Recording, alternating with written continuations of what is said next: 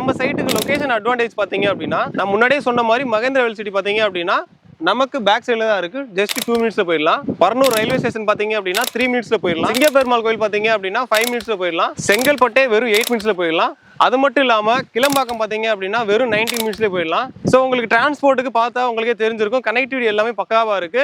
அது மட்டும் இல்லாம நியர்பை ஸ்கூல் காலேஜஸ் பார்க்கலாம். ஸ்கூல்ஸ் பாத்தீங்க அப்படின்னா நான் முன்னாடி சொன்ன மாதிரி மகேந்திரா வேல் சிட்டி இருக்குல்ல, அதுக்குள்ளே ஒரு ஸ்கூல் இருக்குங்க, அவங்களோட ஸ்கூலே இருக்கு. ஸோ மகேந்திரா வேல் ஸ்கூல் இருக்கு. அது மட்டும் இல்லாம பிருந்தாவன் பப்ளிக் ஸ்கூல் இருக்கு. அது மட்டும் இல்லாம ரமணா வித்யாலயா ஸ்கூல் கூட நியர்பைல இருக்கு. அது மட்டும் இல்லாம சென்ட் கொலம்பியன்ஸ் ஹையர் செகண்டரி ஸ்கூல் கூட இருக்கு. சிஎஸ்ஐ ஹையர் செகண்டரி ஸ்கூல் கூட நியர்பைல இருக்கு.